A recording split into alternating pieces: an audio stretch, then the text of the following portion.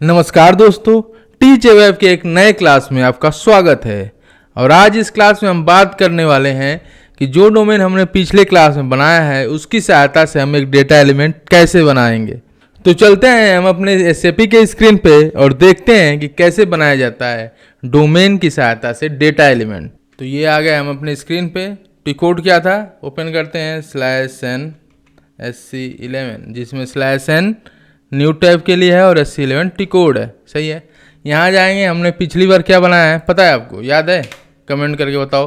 तो ये बनाया था हमने डेटा एलिमेंट। क्या है? कैरेक्टर का साइज है 16 और इसी डोमेन को यूज करके आज हम लोग बनाएंगे डेटा एलिमेंट। बराबर। तो डेटा एलिमेंट बनाने के लिए सबसे पहले हम क्या करेंगे कि हम सेलेक्ट करेंगे यहाँ पे, कहाँ पे, इधर डेटा टाइप पे, और यहाँ अपना एक नाम डालेंगे। नाम क्या डालना है? जेड नेम सेम रखते हैं 12। सही है। एक और चीज़ थी जो पिछले क्लास में बताना था, अगर आप यहाँ से नाम डालते हो, डिस्प्ले करते हो, अगर यहाँ किसी तरह का डोमेन है, डेटा एलिमेंट है, तो आपको दिखेगा। जैसे यहाँ क्रिएट करने पे दिखता है कि ऑलरेडी एग्जिस्ट है, वैसे ही यहाँ भी दिखेगा। तो यहाँ क्या दिख रहा है? Z name 12 does not exist, check the name. ये डेटा एलिमेंट नहीं है अभी हमारे पास। तो क्या करेंगे, हम करेंगे इसको क्रिएट। यहाँ अपने को मिल जाएगा 3 ऑप्शन। इस नाम से डेटा एलिमेंट बना सकते हैं, स्ट्रक्चर बना सकते हैं, टेबल टाइप बना सकते हैं। तो आज हम लोग बनाएंगे डेटा एलिमेंट। तो डेटा एलिमेंट पे क्लिक करेंगे और इसको करेंगे यस। सही है। ये ऑप्शन अपने को खुल के मिल जाएगा, जहाँ एट्रीब्यूट्स मिलेगा, फ्यूचर्स, फर्दर कैरेक्टरिस्टिक्स मिलेंगे और फील्ड लेवल मिलेगा। तो सबसे पहले हम रखेंगे इसका डिस्क्रिप्शन। तो डिस्क्रिप्शन होगा नेम। सही है। यहाँ आप देखने वाली चीज़ है, यहाँ 2 तरह से बनाए जा सकते हैं। एक तो एलिमेंट्री टाइप से, जो हमने पहले बात किया कि एलिमेंट्री डेटा टाइप होता है, उसकी सहायता से यहाँ बना सकते हैं। और दूसरा रेफरेंस डेटा टाइप से, अगर कोई हमारे पास रेफरेंस है तो उसकी सहायता से हम यहाँ बना सकते हैं डोमेन। तो हम क्या करेंगे, हमारे पास क्या है, एलिमेंट्री टाइप है, क्योंकि हमारा डोमेन बना हुआ है। तो यहाँ रखेंगे अपने डोमेन का नाम। स्टैंडर्ड भी रख सकते हैं। स्टैंडर्ड रखने के लिए कुछ नहीं करना है, F4 करना है और अपने को रन कराना है। सही है। तो ये सारे स्टैंडर्ड हैं डोमेन जो दिख सकते हैं, जो दिखेंगे आप यूज कर सकते हो। लेकिन हमारे पास क्या है, हमारे पास है कस्टम। कस्टम क्या है? सेम नाम से ही है, तो उसको करेंगे यहाँ पेस्ट। जो डोमेन है हमारा Z name _12 inter.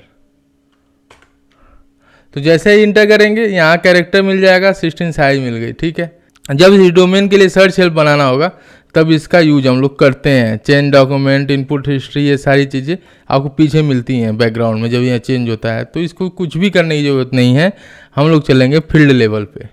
Field level define करता है कि वो डेटा एलिमेंट जो है वो कितने साइज में दिखेगा। जब हम लोग रिपोर्ट यूज करेंगे तो इसका यूज आपको ज़्यादा समझ में आएगा, बेटर। तो हम रखते हैं इसको 10।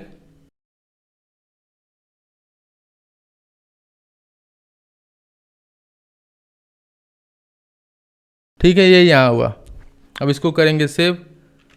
सेम वही प्रोसेस, अगर ऑब्जेक्ट है तो आप इनपुट कर सकते हैं, नहीं तो आप करोगे लोकल ऑब्जेक्ट में। बराबर। ये हो गया सेव। कैरेक्टर एट्रीब्यूट्स में जाएंगे तो वही चीज़, JTMP मिल जाएगा, लॉक चेंज मिल जाएगा, ID यहाँ मिलती है लगभग कि लास्ट चेंज किसने किया और कब किया। ठीक है। तो JTMP मैंने बताया था कि लोकल ऑब्जेक्ट के लिए है। ऐसे ये सारी चीज़ें आपको दिख जाएंगी। कैरेक्टर एक डोमेन बना जिसका कैरेक्टर का साइज 60 है। सही है। अब इसको चेक करेंगे हम यहाँ से, चेक, कोई इशू नहीं है, no consistence found, consistency found, इसको करेंगे। तो ऐसे ये डोमेन एक्टिवेट हो चुका है। सही है। तो ये डोमेन हम क्या है, अब मिल जाएगा ये अपने को। अब बैक करोगे आप, जब यहाँ डिस्प्ले करोगे तो ये डोमेन अपने को देखने को मिलेगा सारी चीज़ें। तो ऐसे हम अपने SAP सिस्टम में डोमेन बनाते हैं। तो थिंक अबाउट SAP ABAP, आप उसके बारे में सोचो, प्रैक्टिस करो। तो डेटा एलिमेंट ऐसे बनाया जाता है जैसा आपने देखा। देखेंगे हम कि स्ट्रक्चर कैसे बनाया जाता है, उसमें डेटा एलिमेंट डोमेन का क्या क्या यूज है, टेबल कैसे बनाया जाता है, एक एक करके हम सारी चीज़ें देखेंगे, जितनी भी स्क्रीन पे हमको दिखती हैं चीज़ें।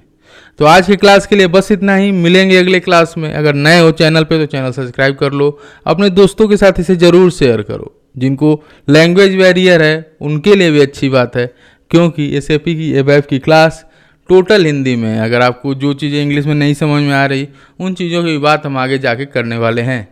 तो आप चैनल सब्सक्राइब कर सकते हो, अपने दोस्तों के साथ शेयर करो। मिलेंगे अगले क्लास में एक नए पॉइंट के साथ कि आखिर एक स्ट्रक्चर कैसे क्रिएट होता है। ठीक है, तब तक तो आज के लिए बस इतना ही। थैंक यू, धन्यवाद।